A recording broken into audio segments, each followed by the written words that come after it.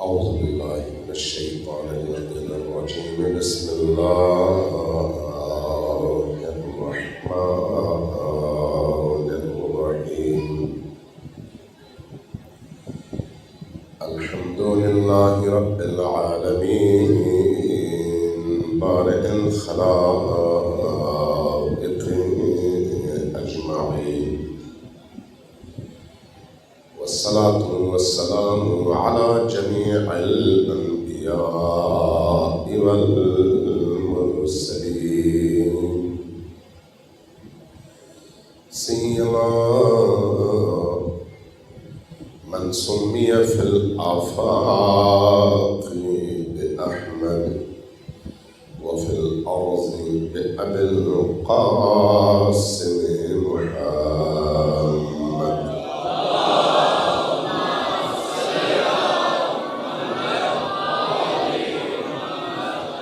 والصلاة والسلام على أولاده الطيبين الطاهرين المعصومين الميامين واللعنة الدائمة على أعدائهم أجمعين من يوم عداوتهم إلى قيام يوم الدين أما بعد فقد قال الله تبارك وتعالى في كتابه المجيد وهو أصدق القائلين وقوله الحق بسم الله الرحمن الرحيم بسم الله الرحمن الرحيم قل لا أسألكم عليه أجرا إلا المودة في القربى. السلام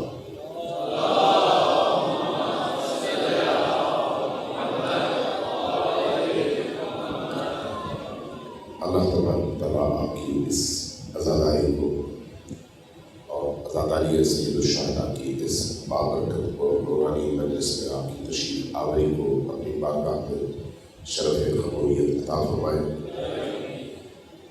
جب آپ یہاں پر تشریف فرما ہیں اور صلوات آپ بیچتے ہیں تو ہمیشہ کوشش کریں زندگی اور حرارت اس صلوات میں بھی نظر آئے اور اونچی آواز سے وعجل فرجہم کے ساتھ مل کر صلوات بھیجیں گا.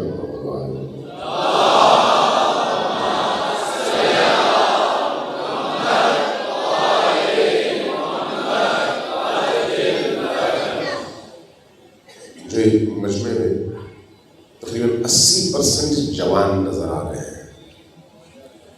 یہ جو جوانوں کا ان مجالس میں شریک ہونا ہے یہی ان مجالس کا سب سے بڑا حسن بھی ہے. چونکہ یہ مجالس خصوصی طور پر جوان قلوب کو حسین ابن علی سے جوڑنے میں بڑا بنیادی کردار ادا کرتے ہیں. اور اگر کسی قوم کے جوان حسین ابن علی سے جڑ جائے تو پھر اس قوم کو کبھی بھی ذلت کا سامنا نہیں کرنا پڑتا. قوم کی سربلندی اسی میں مضمر ہے کہ وہ قوم حسین کے در پر جھکے اور اس کے علاوہ ہر جگہ سینہ تان کر کھڑی ہو جائے. اور سر اٹھا کر جینا یہ حسین ابن علی کے مکتب کا خاصہ ہے. کہ کوئی اور مکتب دنیا میں ایسا نہیں ہے جو آپ کو یعنی انسان کو عزت عطا کرے، شرف عطا کرے، احساس غرور عطا کرے. یہ غرور اس منفی معنی میں نہیں ہے بلکہ مثبت معنی میں کہ میں اتنا طاقتور ہوں کہ بڑے سے بڑی طاقت بھی میرے قدموں کی خاک سے کم ہے. یہ غرور کی ایک کیفیت ہے. لیکن یہ کیفیت کب؟ جب انسان حسین ابن علی سے جڑا ہوا. دنیا کے بڑے بڑے ظالموں کو اگر اپنی موت نظر آتی ہے تو وہ حسین ابن علی کے اس غم میں اور اس معرفت میں نظر آتی ہے. کیونکہ حسین کی معرفت کیا کرتی ہے؟ حسین کی معرفت کرامت انسانی عطا کرتی ہے.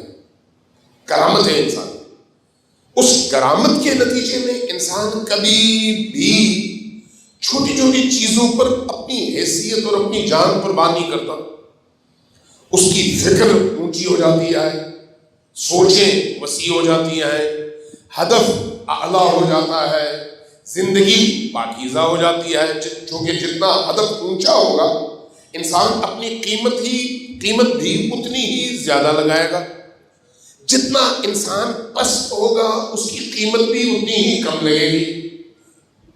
یہ جو قیمت ہے انسان کی، امیر المؤمنین نے فرمایا کہ رحم اللہ امرأ من علم قدرہ، اللہ کی رحمت ہو اس پر جو اپنی قدر اور اپنی قیمت پہچانے.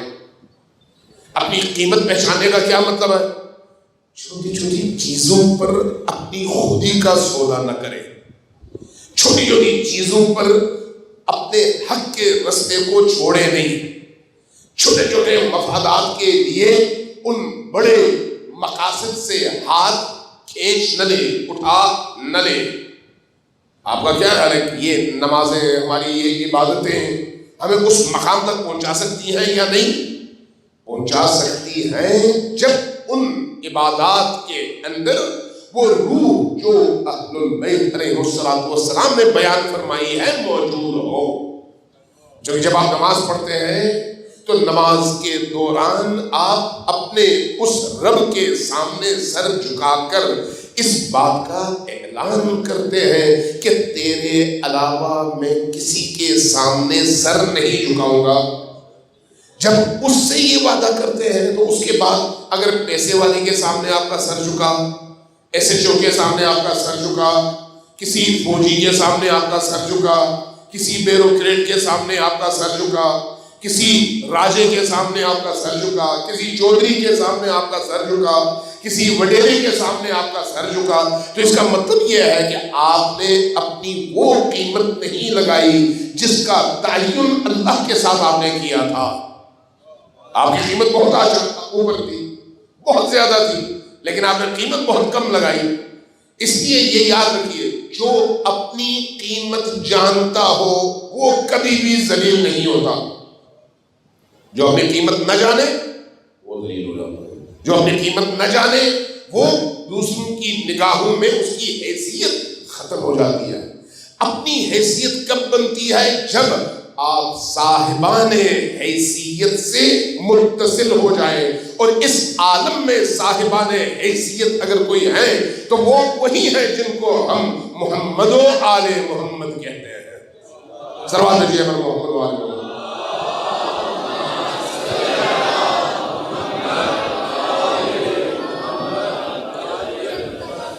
اس لیے اگر کوئی شخص ان سے متصل ہو جائے، ان سے متصل ہونے کا مطلب کیا ہے؟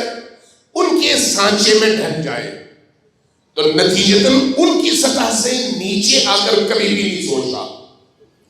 جب اس سطح سے نیچے آ کر نہیں سوچے گا تو پھر دنیا والوں کی نگاہ میں یہ ہمیشہ اتنا ہی اونچا ہوگا جتنا آل محمد کے چاہنے والے ہو سکتے ہیں. اب دیکھیے آج 1400 سال گزر گئے، لیکن امیر المؤمنین علی ابن ابی طالب علیہ السلام کا غلام قمبر آج بھی ہماری آنکھوں میں اتنا بڑا ہے کہ اس کے قدموں کی خاک کو ہم اپنی آنکھوں کا سرما بنانے کے لیے تیار ہیں. کیوں ایسا ہے؟ قمبر خود کیا تھے؟ جو کچھ تھے وہ علی کے بنائے ہوئے سانچے میں ڈھلنے کی وجہ سے تھے. ایسا ہی ہے. میں ابن سکیل کا پڑھ رہا تھا. ابن سکیل بہت بڑا عالم ہے، بہت بڑا عالم. اس کو عباسی بادشاہوں میں سے اور خلیفوں میں سے ایک میں غالباً ہارون رشید تھا. اپنے دونوں بیٹے امین اور مأمون کی، یا مقتز اور مقرب، اس طرح سے دو نام ہیں، ان کی تعلیم اور تربیت کے لیے ابن سکین کا انتخاب کیا گیا۔ اس کو بلایا گیا، جب اس کو بلایا گیا اس نے آ کر ان بچوں کی تربیت شروع کر دی، پڑھانا شروع کر دیا۔ بچے بھی بڑے مؤدب تھے اور احترام دیتے تھے استاد کو، ذہین بھی تھے، پڑھتے بھی اچھا تھے۔ کافی دنوں کے بعد خلیفہ کو خبر ملی کہ یہ جو تم نے ٹیچر رکھا ہے یہ علی کا موالی ہے، علی کا دوستدار۔ اچھا چیک کرتے ہیں یا نہیں ہے۔ ایک دن دعوت دی، کھانے پہ ہر طرح کے مرغن کھانے اور بڑے لذیذ کھانے، بادشاہوں کے شایان شان جو کھانے ہو سکتے ہیں وہ دسترخوان پر سجائے۔ سجانے کے بعد اس استاد کو بلایا، کہا کہ آپ کے لیے آئے، کھانا کھایا، بچے بھی دونوں موجود تھے۔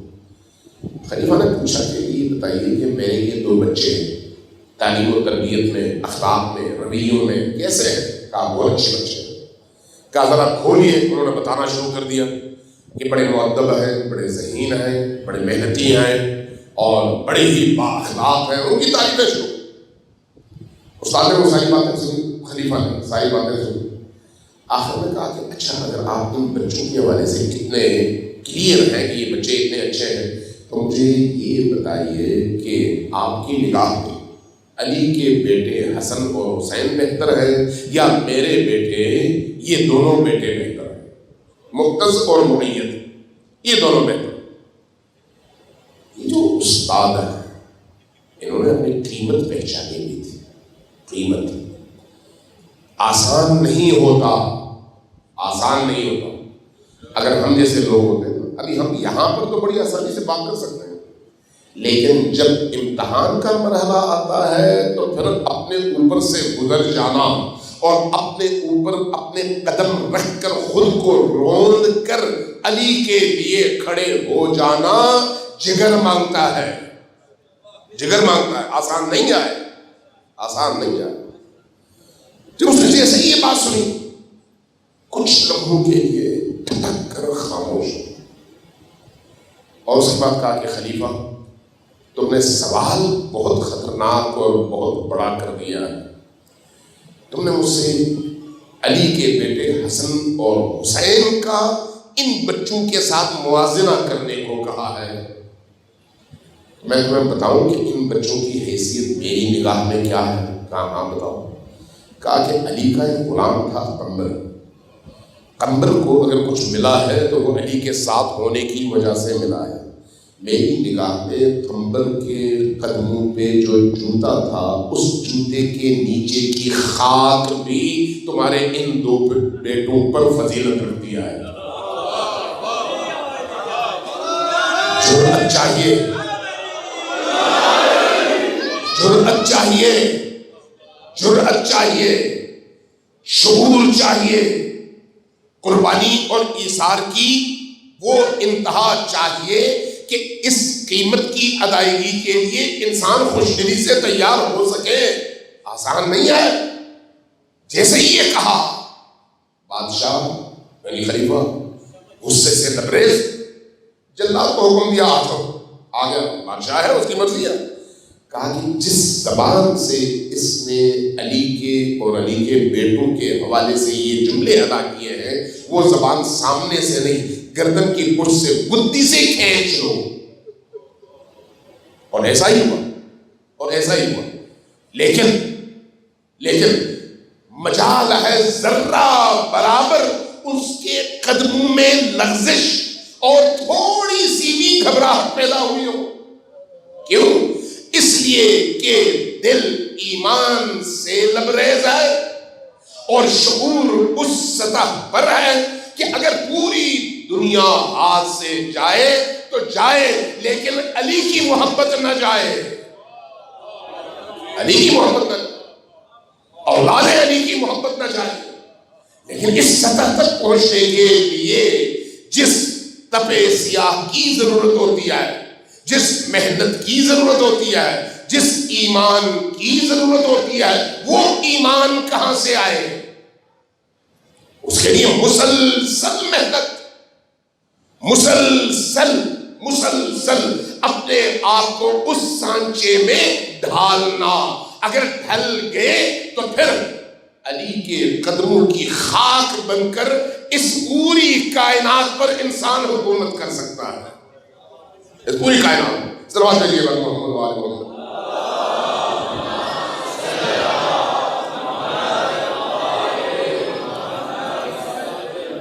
نہیں، آپ کے صلوات میں ایک تو دم وہ نہیں تھا، اور پھر آپ نے وعجل فرجہم میں بھی بڑی سستی کی. مجھے تعجب ہوتا ہے کیوں ایسا ہے.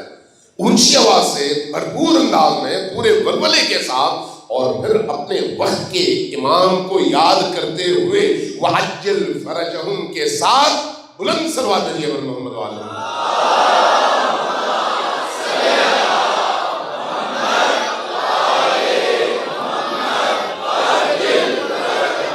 عزیزان من، اللہ کی سب سے بڑی جو نعمت ہے اس کائنات پر، وہ نعمت ولایت کہلاتی ہے. سب سے بڑی نعمت. یہ جان بڑی نعمت نہیں ہے، یہ دولت بڑی نعمت نہیں ہے، یہ زندگی بڑی نعمت نہیں ہے، اولادیں بڑی نعمت نہیں ہے، عزت و توقیر بڑی نعمت نہیں ہے، صحت بڑی نعمت نہیں ہے. یہ سارا عالم اگر ترازو کے ایک پلڑے پر ہو اور اس ایک فرد کو دی گئی ولایت علی دوسرے پلڑے پر، تو یہ جو ولایت علی ہے اس پورے عالم سے زیادہ بھاری ہے اس انسان کے لیے. اگر یہ نعمت مل جائے تو ہر چیز مل گئی، ہر چیز مل گئی. اگر کسی کو علی مل جائے تو ہر چیز مل گئی، اور اگر کسی سے علی چھن جائے تو ہر چیز چھن گئی. وہ چاہے کچھ بھی اس کو ملے. یہ کام ہوتا ہے. امام صادق علیہ السلام کی بارگاہ میں عراق سے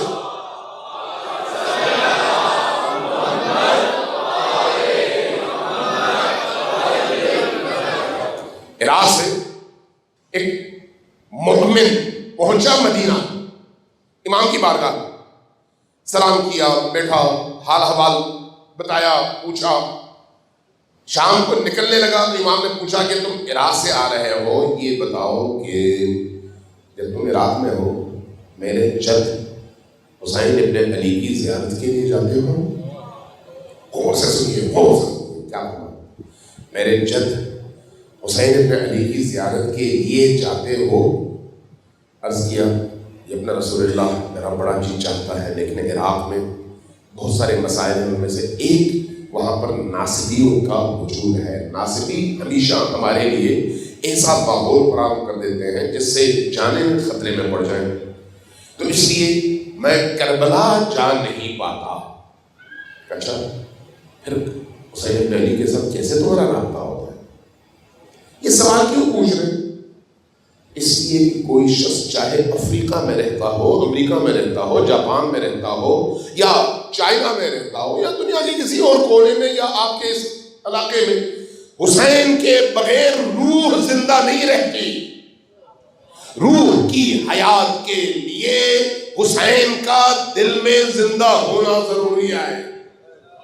اہل البیت علیہ السلام میں حسین ابن علی کی وہ حیثیت ہے. اس لیے بار بار تاکید کے ساتھ فرماتے ہیں جب عراق میں جاتے ہو. نہیں کیوں؟ اس لیے تو پھر کیا کرتے ہو؟ یعنی اس کا مطلب ہے کچھ نہ کچھ تمہیں کرنا ہے تاکہ حسین سے تمہارا رابطہ جڑا رہے. حسین سے رابطہ جوڑنے کے لیے بدن کا کربلا پہنچنا ضروری نہیں ہے. پہنچے تو اچھی بات ہے، ثواب بھی ہے، فضیلت بھی ہے.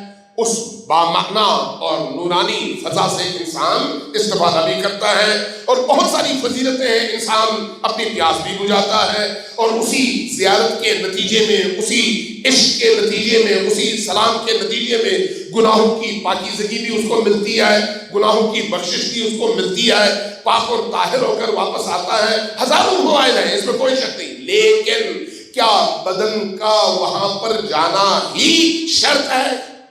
نہیں، ایسا نہیں ہے. تو پھر کیا ہے؟ وہ یہ ہے کہ تمہاری روح کا تعلق اور تاریں کربلا والے سے جڑ جائیں. روح کا تعلق. ابھی آپ سب کے جیبوں میں موبائل موجود ہے. اس موبائل میں رنگ کب آئے گی؟ جب موبائل کے اندر سم موجود ہو. سم اس کی روح ہے. سم کب باروح بنے گی؟ جب اس کا تعلق، اس کا رابطہ آپ کے ٹاور سے قائم و دائم ہو. ڈیڈ سم کام نہیں کرتی اگرچہ موبائل ہے. اس لیے جب تک اس بدن کے اندر روح موجود ہے اس وقت تک اس روح کا تعلق کربلا والے سے قائم رہے تو روح زندہ ہے.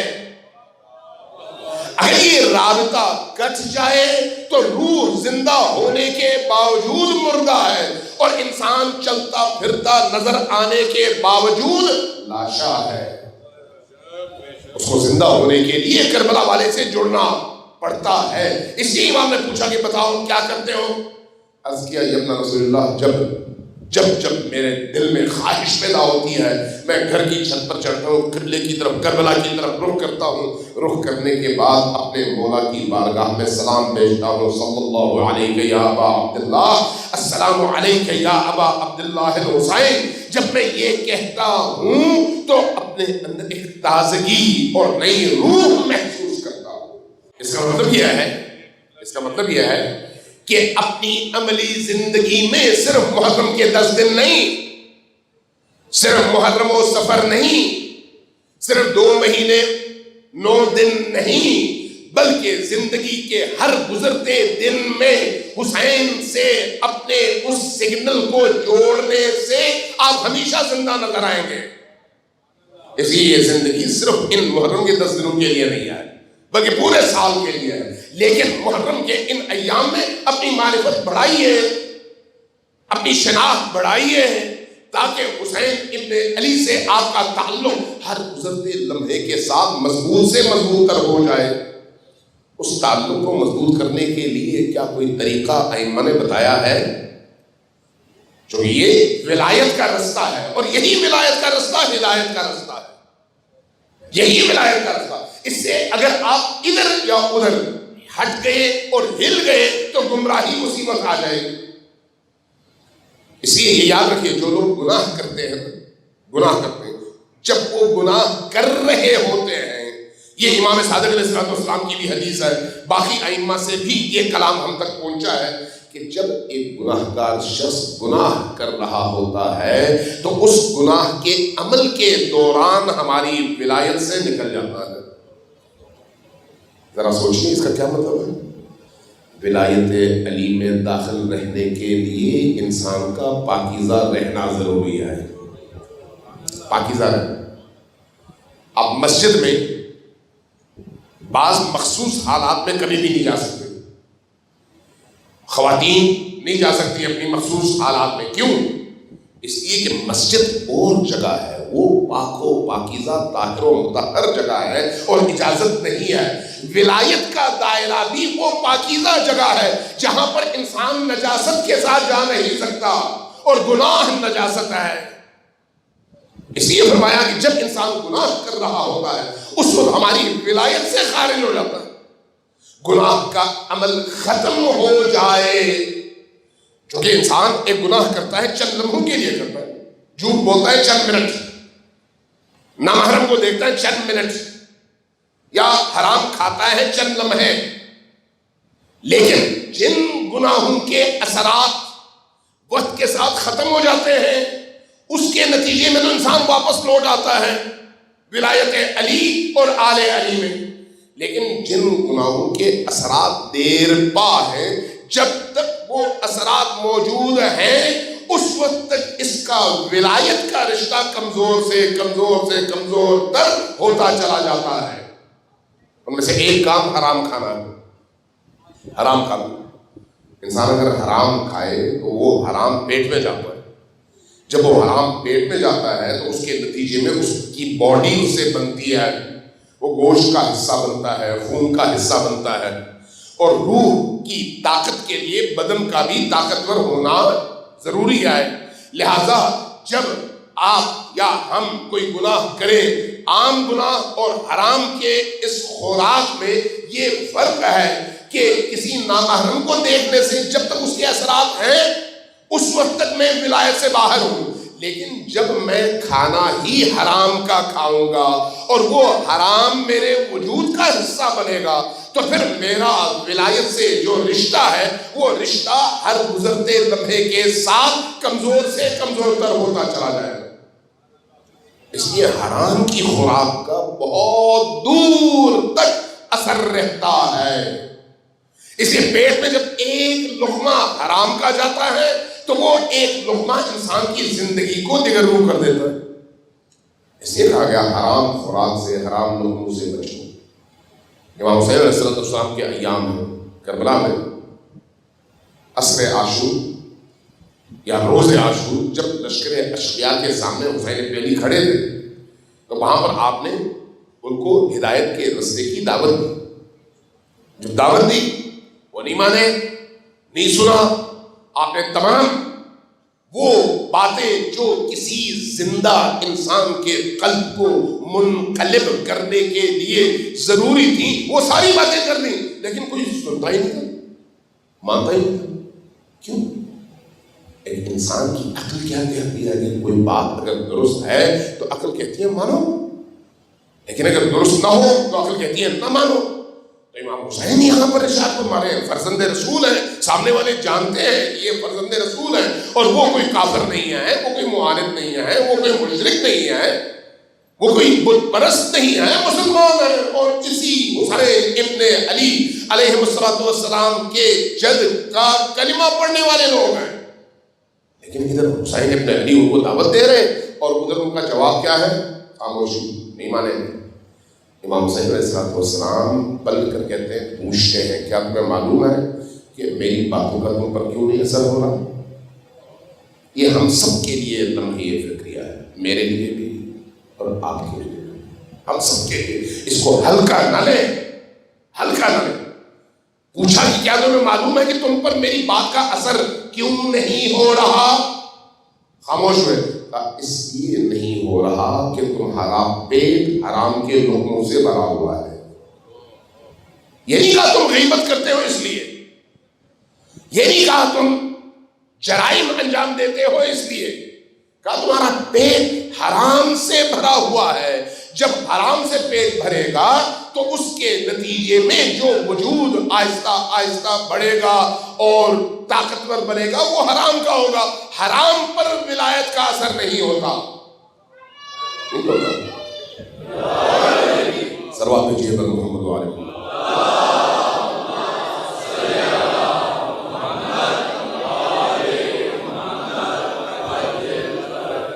اس لیے امام صادق علیہ السلام نے اس عراقی سے یہ پوچھا کہ یہ بتاؤ کہ تم امام حسین کی بارگاہ میں کیسے جاتے ہو، کیسے ان کو یاد کرتے ہو؟ کیوں؟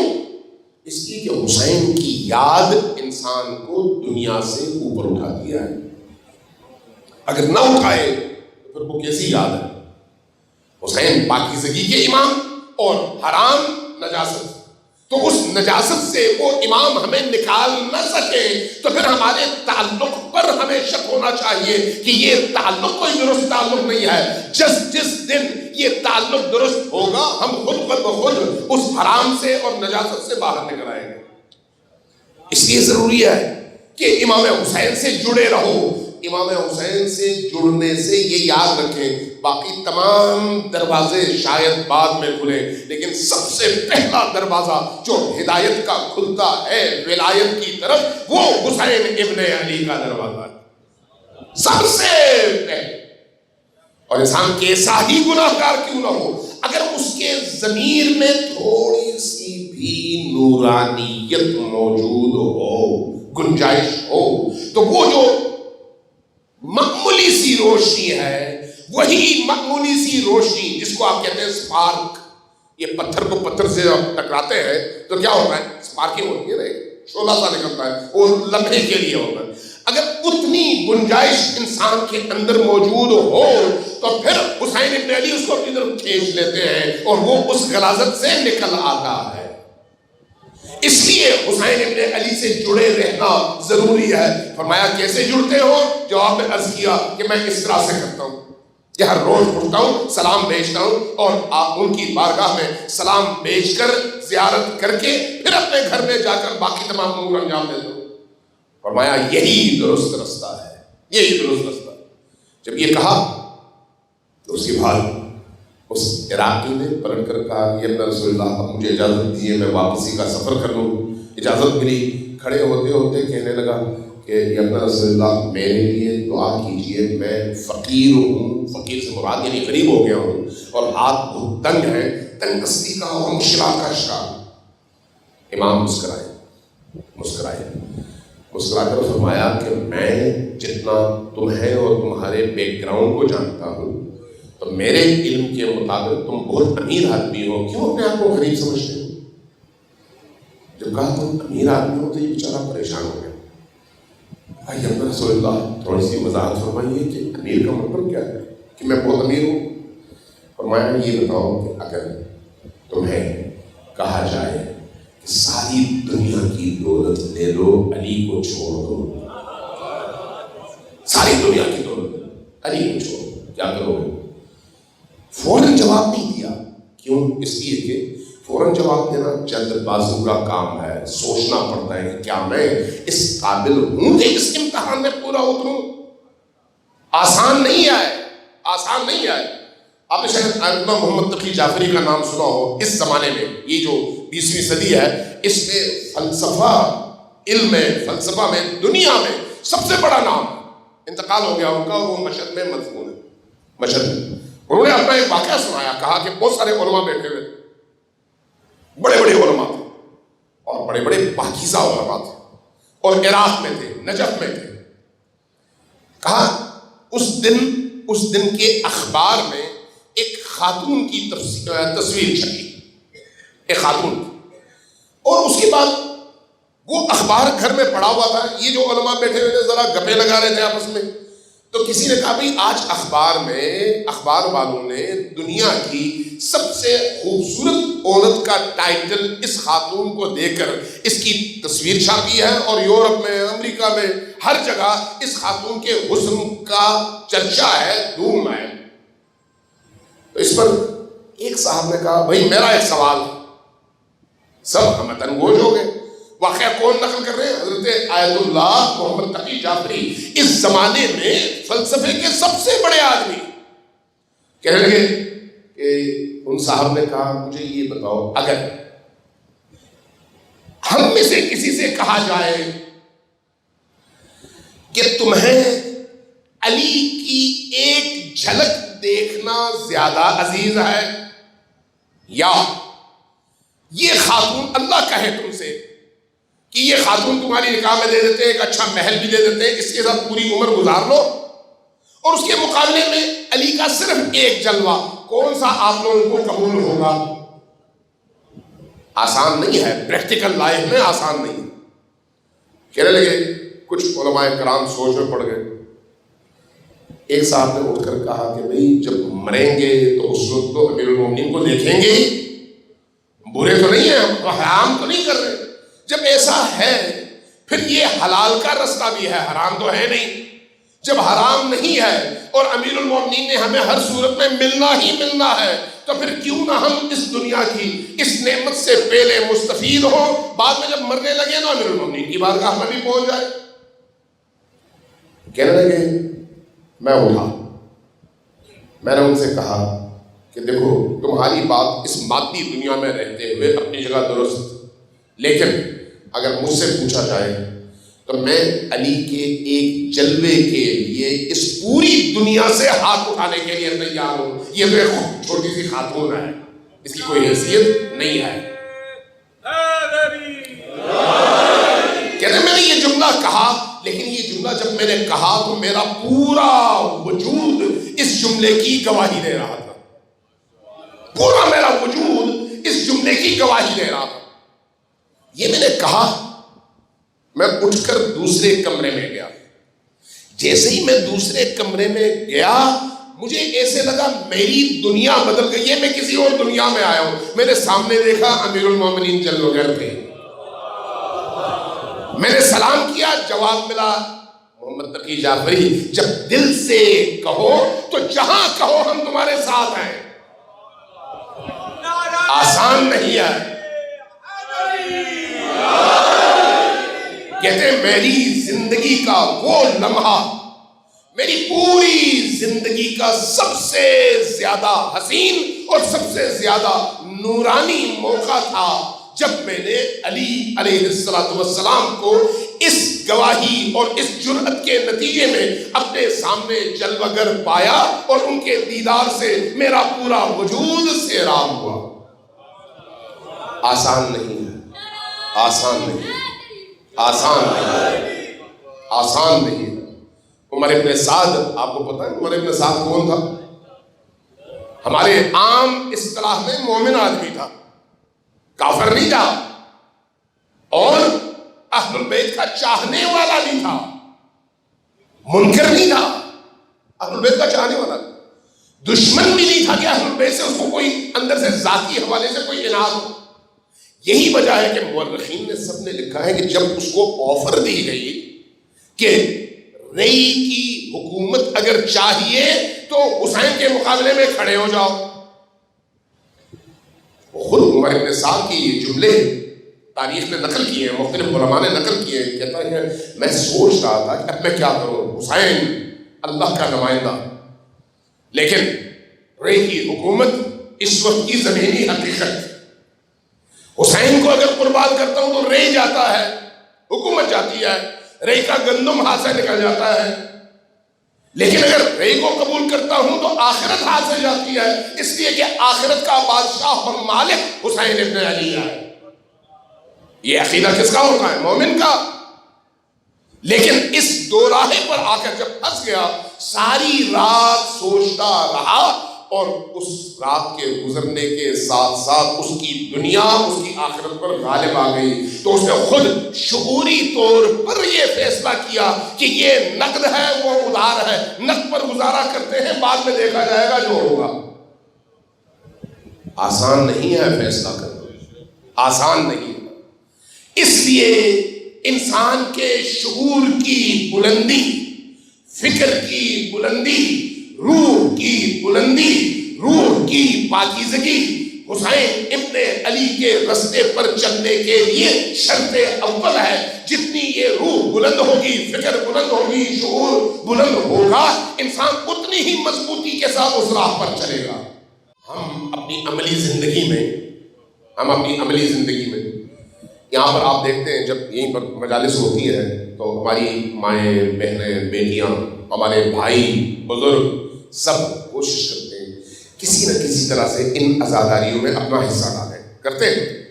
کوئی تبرک لے کے آتا ہے، نیاز لے کے آتا ہے، شربت لے کے آتا ہے، دودھ لے کے آتا ہے، گھر میں کچھ بنا کے لے کے آتا ہے، یا پیسے دیتا ہے کہ اس سے لوگوں کو کچھ نہ کچھ کھلائے. سارے کا سارا یہ عمل ثواب کا عمل ہے، بابرکت ہے، انسان کے لیے بہت مفید ہے. کوئی اس میں شک نہ کرے، بہت مفید ہے. حسین علی کی بارگاہ میں دینا یہ آسان نہیں ہے.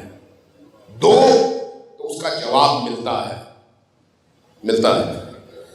میں قرآن کی آیت پڑھ رہا تھا. قرآن کریم نے کہا جب کوئی تمہیں سلام کرے تو اس سے بہتر انداز میں اس کو جواب دو، اس سے بہتر انداز میں. امام حسن علیہ السلام تشریف فرما تھے یا امام حسین، کنیز آئی، کنیز نے آ کر ایک ریحانے کا پھول، شاخ جس میں پھول ہے، ریحان پھول، وہ پھول آپ کی بارگاہ میں پیش کیا. جیسے ہی آپ کی بارگاہ میں وہ پھول پیش ہوا، آپ نے پھول کو قبول کیا اور اس کے بعد فرمایا جاؤ میں نے اللہ کی راہ میں تمہیں آزاد کر دیا. کنیز کو ساتھ میں لوگ بیٹھے ہوئے تھے، عرض کیا یا رسول اللہ آپ نے ایک پھول کے عوض یہ کام کیا، خود کنیز ہی کو آزاد کر دیا.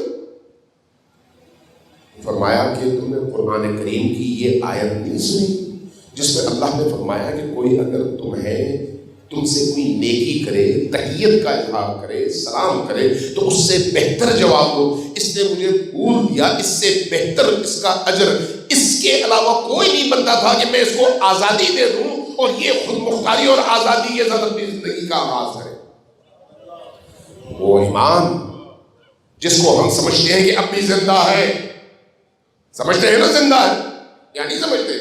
زندہ سمجھنے اور نہ سمجھنے کا کوئی مطلب نہیں ہے, وہ زندہ ہے, ہم چاہے سمجھیں یا نہ سمجھیں, وہ زندہ ہے. وہ امام اپنی اس ظاہری حیات میں بھی ان سے نیکی کرنے والوں کی چھوٹی سی نیکی کو وہ کبھی بھولتے نہیں ہیں. چھوٹی سی نیکی کو وہ نظر انداز نہیں کرتے, فوراً اجر دیتے ہیں. اگر کوئی شخص ان کے لیے اپنی ہستی قربان کر دے تو پھر اس شخص کی ان کی نگاہ میں مرتبہ ان کا اور مقام کیا ہونا چاہیے؟ ایک کنیز اگر ایک پھول دے تو اس کے مقابلے میں ان کا رد عمل یہ ہو. اگر کوئی اپنا مال دے, اگر کوئی اپنی جان دے, اگر کوئی اپنی آبرو دے, اگر کوئی اپنی آزادی دے, اگر ان کی خاطر کوئی جیل جائے, ان کی خاطر کوئی سزا پائے, ان کی خاطر مار کھائے, ان کی خاطر دربدر ہو, ان کی خاطر ہجرت پر مجبور ہو, تو آپ اندازہ لگائیں پھر اس کا مقام کیا ہونا چاہیے ان ہستیوں کی بارگاہ میں. ہم غافل رہتے ہیں, چھوٹی چھوٹی چیزوں پر پریشان ہو جاتے ہیں. بھئی فلان نے FIR کاٹ دی, اب کیا ہوگا؟ آسمان زمین پر گر پڑا, نہیں بھی کچھ نہیں ہوا, کیا ہوا؟ حسین کے نام پر, امام حسین کی محبت کی پاداش میں, عزاداری سید الشہداء کے انعقاد کے جرم میں, کہیں پر حسین کا نام لینے کے جرم میں, کہیں پر حسین ابن علی کے ذکر کے احیاء کے جرم میں, اگر کوئی اس طرح کی کوئی سزا ملتی ہے, کوئی ٹھیک ملتا ہے, کوئی مشکل پیش آتی ہے, تو یہ مشکل میرے لیے اس پوری دنیا سے زیادہ بڑی نعمت ہے, اس لیے کہ اس نعمت کی وجہ سے حسین مجھ سے راضی ہوں گے. اس لیے ہمیشہ ذہن میں رکھیں کہ حسین ابن علی اور ائمہ اطہار علیہ السلام کے رستے پر چلنے کا مطلب مخمل کے قالین بچھانا نہیں ہے, کانٹوں کی سیج پر چلنا ہے.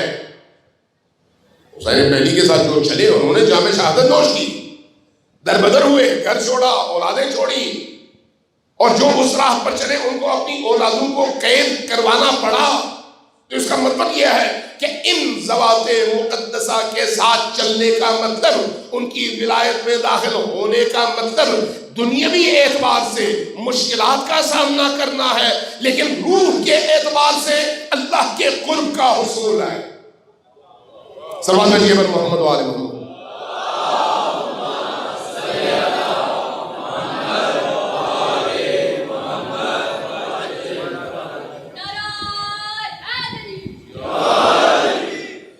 تو یہ میں عرض کر رہا تھا کہ آپ لوگ جب نیازیں وغیرہ لے کے آتے ہیں تو عموماً جب آپ کوئی نیاز دیتے ہیں, کوئی پیسہ دیتے ہیں, امام بارگاہ میں دیتے ہیں, مجلس میں دیتے ہیں, عزاداروں کو کھلاتے ہیں, سبیل لگاتے ہیں, آپ کے پیچھے کوئی نہ کوئی نیت ہوتی ہے. وہ نیت کیا ہوتی ہے؟ کوئی بے اولاد ہے اس کو اولاد چاہیے, کوئی بے روزگار ہے اس کو روزگار چاہیے, کسی کے ہاں پریشانیاں ہیں ان پریشانیوں سے وہ نجات حاصل کرنا چاہتے ہیں. کبھی آپ نے یہ سوچا کہ حسین ابن علی کس چیز سے راضی ہوتے ہیں؟ یہ چھوٹی چھوٹی چیزیں ہیں, یہ خود مل جاتی ہیں. اگر آپ کو 100 روپے کا نوٹ ملے تو اس 100 روپے کے نوٹ کے اندر 10 روپیہ بھی شامل ہے یا نہیں؟ ہے یا نہیں؟ 2 روپیہ بھی شامل ہے, 20 روپیہ بھی شامل ہے, 30 بھی شامل ہے. تو 100 مل رہا ہو یا ملنے کا امکان ہو, آپ 2 روپے مانگے, نہیں مجھے 2 ہی چاہیے. خود ظلم نہیں ہے اپنے آپ سے. حسین ابن علی کی بارگاہ میں, نبی اور آل علی کی بارگاہ میں جب آپ پہنچتے ہیں تو اگر آپ ان سے ان کو طلب کر لیں تو ساری کائنات آپ کو مل جاتی ہے.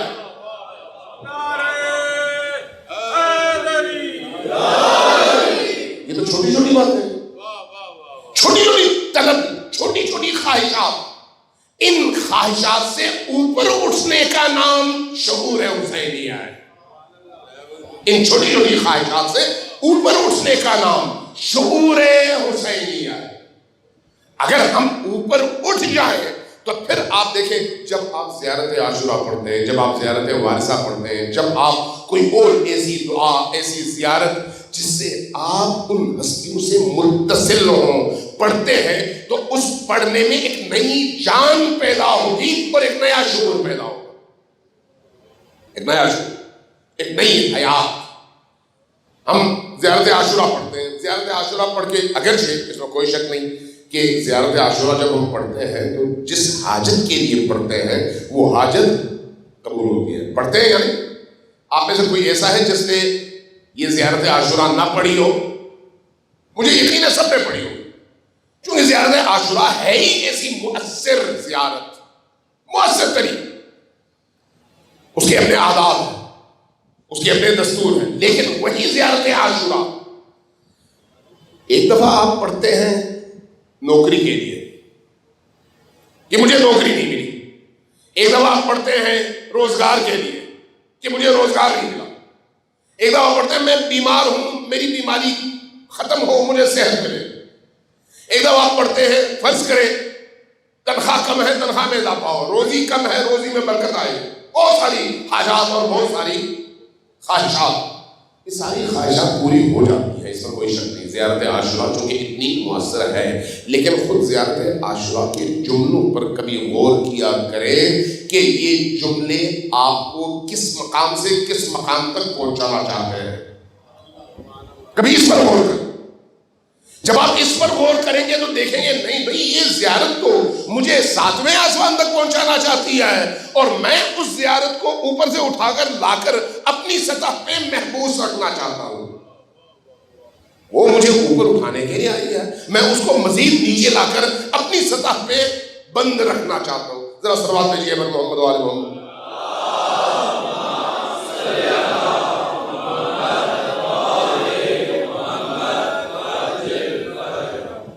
میں بھی بہت کچھ بیان کرنا چاہ رہا تھا، ٹائم جو ہے ختم ہو گیا. ایک دفعہ پھر سب مل کر صلوات بھیجیے بر محمد وآل محمد.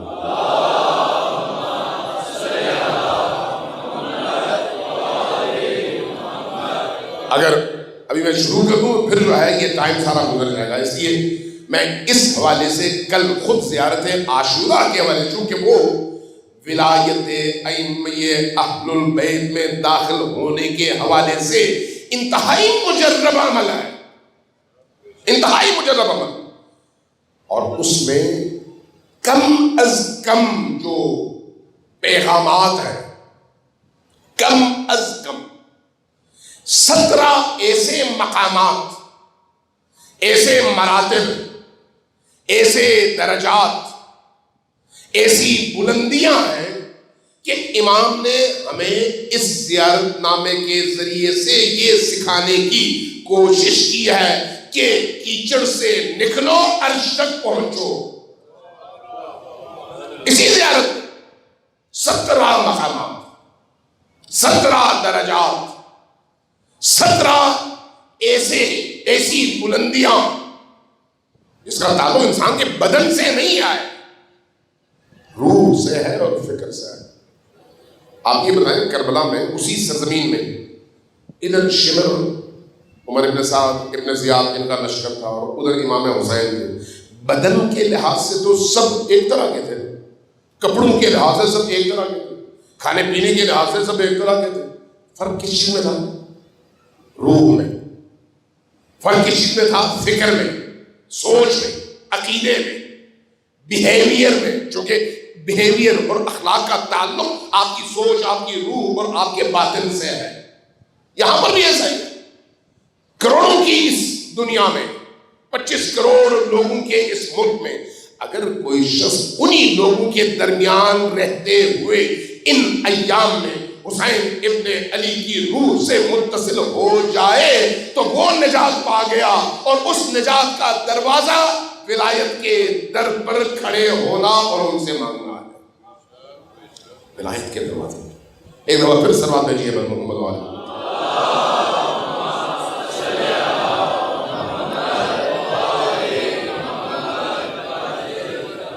عزیزان من، جب میں امام حسین علیہ السلام کی تاریخ دیکھتا ہوں، بہت دردناک تاریخ ہے.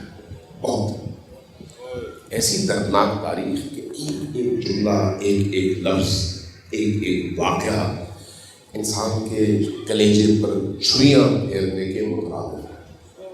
ایک چھوٹے سے چھوٹا واقعہ بھی انسان کو تڑپا دیتا ہے، تڑپا دیتا ہے.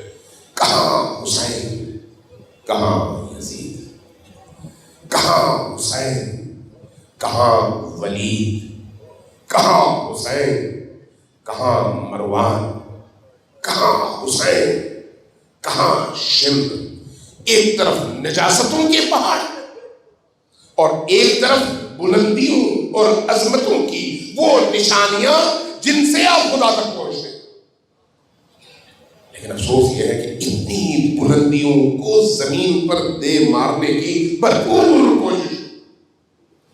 مدینہ میں امام حسین علیہ السلام کے دروازے پر والی مدینہ کے بھیجے ہوئے فرد نے دستک دی، کہا کہ آپ کو طلب کیا گیا ہے، آپ تشریف لائیے۔ امام ولید کے دربار میں پہنچے، بتایا گیا کہ شام میں حاکم اس دنیا سدھار چکا ہے، جا چکا ہے، اور اس کا ناخلف بیٹا یزید ابن معاویہ برسر اقتدار آ چکا ہے، اور اس نے خط لکھا ہے کہ آپ کی بیعت چاہیے، آپ سے بیعت چاہیے۔ امام حسین علیہ السلام نے ایک جملہ پوچھا، ایک جملہ کہا، فرمایا کہ یہ بیعت رات کی تاریکی میں چاہیے یا دن کی روشنی میں سب کی نگاہوں کے سامنے؟ کیونکہ رات کی تاریکی میں اگر کوئی بیعت کرے تو کوئی کسی نے کیا دے گا، اس کا کوئی فائدہ نہیں ہے۔ جب سب دیکھیں تو پھر سب بیعت بھی کریں گے، اس لیے جب حسین نے بیعت کی تو پھر سب بیعت کریں گے۔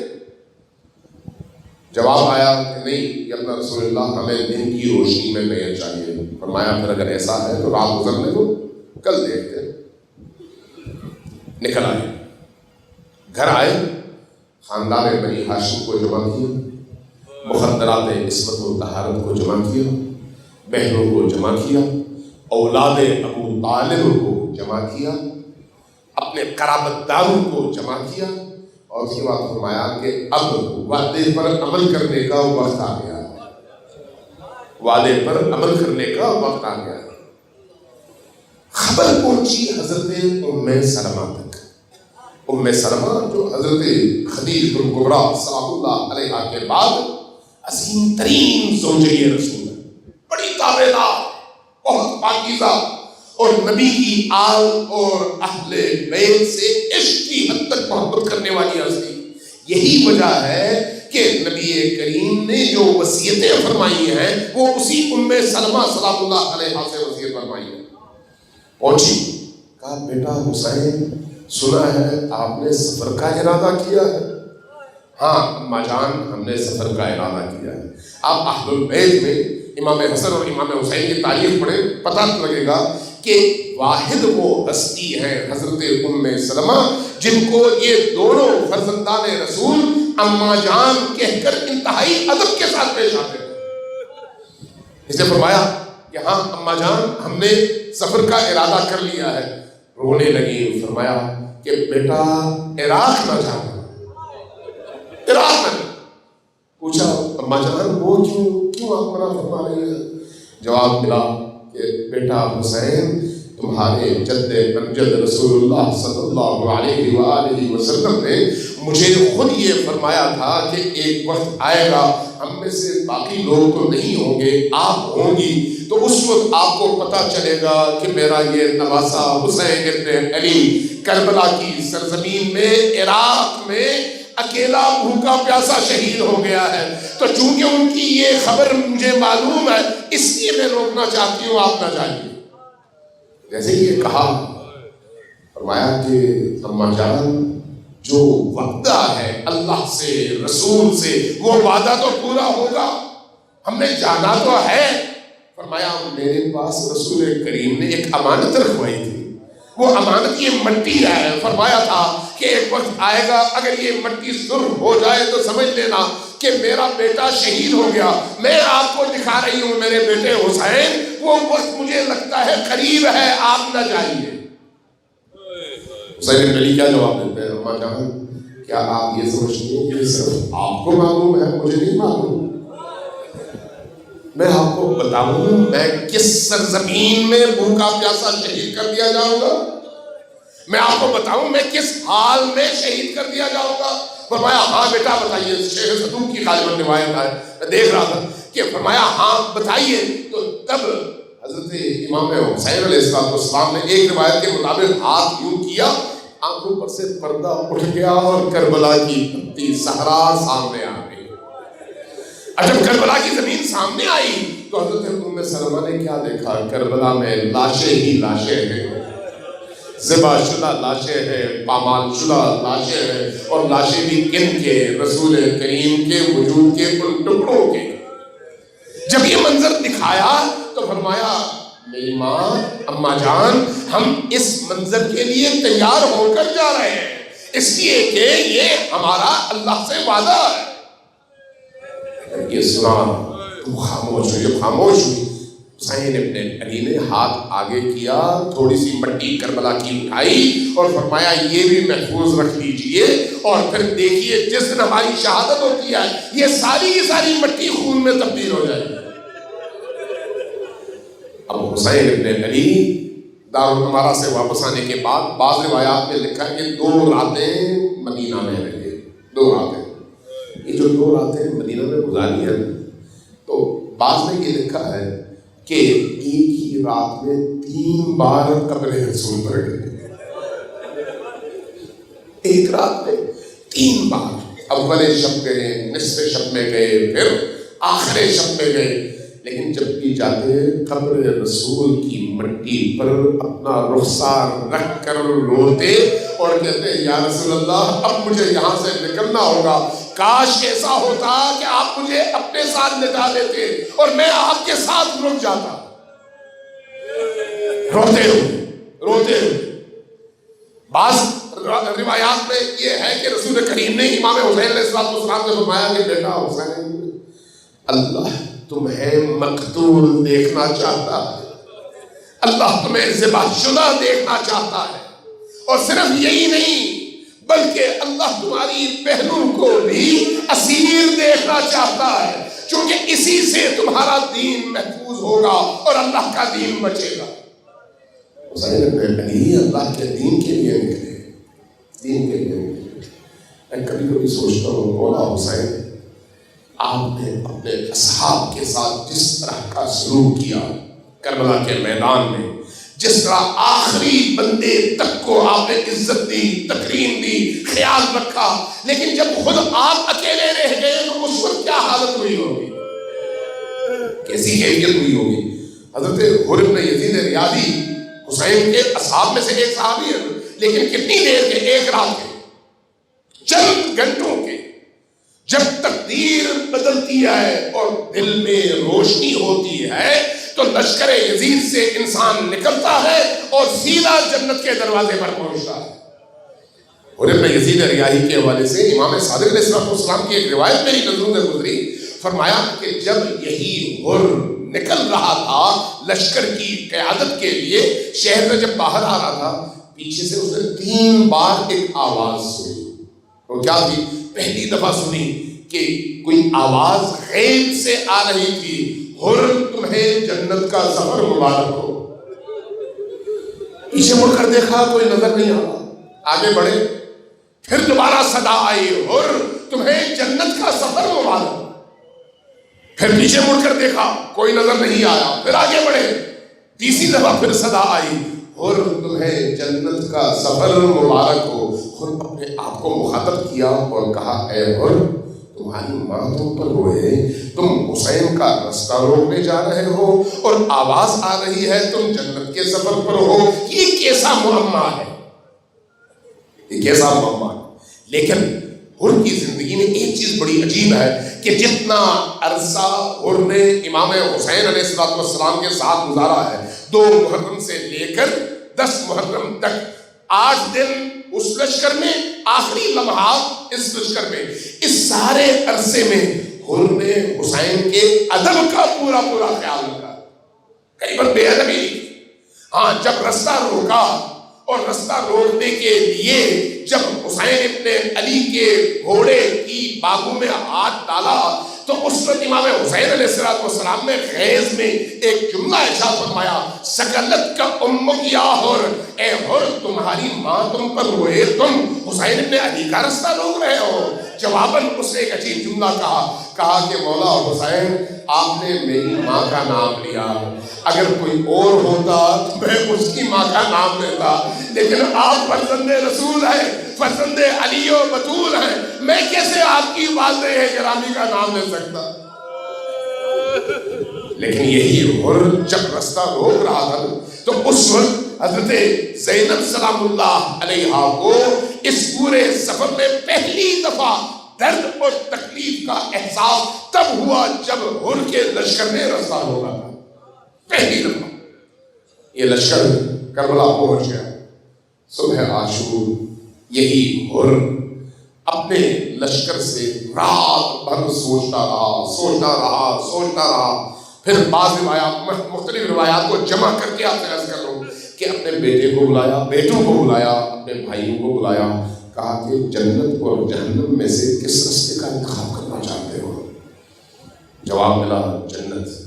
کہا پھر چلو جنت کی طرف چلتے ہیں، چلو جنت کی طرف چلتے ہیں۔ جنت کی طرف کیسے چلے ہیں پتہ؟ اپنے بیٹوں سے کہا بچوں آؤ، میں حسین کا مجرم ہوں،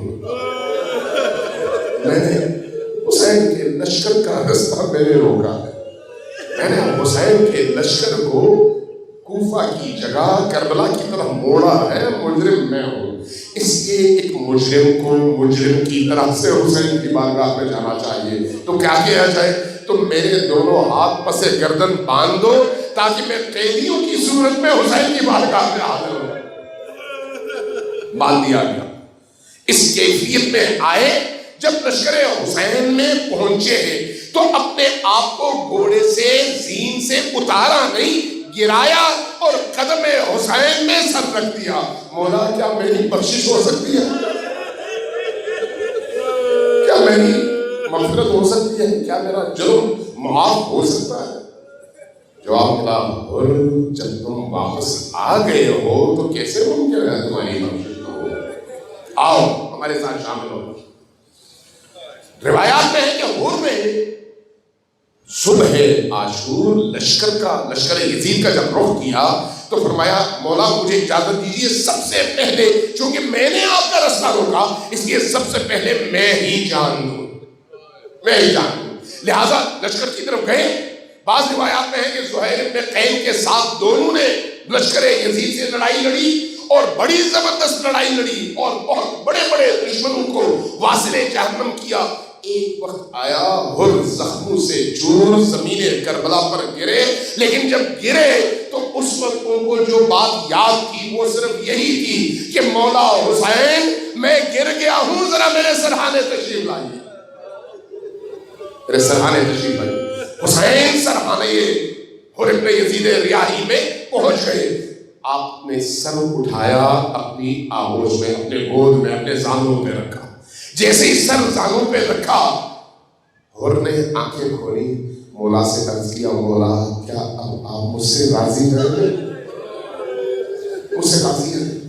مولا نے ایک جملہ فرمایا کہ حر اللہ تم سے راضی ہے، نبی تم سے راضی ہے، میری والدہ ماجدہ فاطمہ الزہرا تم سے راضی ہے، تمہاری ماں نے تمہارا نام درست طور پر حر رکھا تھا، تم دنیا میں بھی آزاد ہو گئے اور آخرت میں بھی آزاد ہو گئے۔ میں اس مرحلے پر آ کر سوچتا ہوں کہ مولا حسین آپ نے تو اس حر کو بھی عزت دی اور اس کا سر اٹھا کر اپنی گود میں رکھا۔ کاش آپ جب زمین کربلا پر آ گئے تو آپ کا سر اٹھانے والا کوئی ہوتا۔ اس وقت تو صورتحال یہ تھی کہ آپ کے سینہ اقدس پر یہ شمر ابن ذوالجوشن چڑھ چکا تھا، اور جب وہ چڑھا تھا تو آپ نے آنکھیں کھول کر ایک جملہ ارشاد فرمایا تھا کہ اے شمر تم ایک بہت بڑے اور بلند مقام پر چڑھ گئے ہو، تمہیں نہیں معلوم یہ وہ مقام ہے جہاں کے رسول بوسے دیا کرتے تھے، رسول بوسے دیا کرتے تھے۔ سلام ہو اے حسین آپ کے سر اقدس پر جو نیزوں پر اٹھایا گیا، سلام ہو آپ کے بدن اقدس پر جو ہر جگہ سے لہو لہان تھا، سلام ہو آپ کی کٹی ہوئی گردن پر جس کی رگیں 12 والوں سے کاٹی گئی تھی، سلام ہو آپ پر اے حسین جس کے بدن اطہر کو گھوڑوں کے سموں تلے پامال کر دیا گیا۔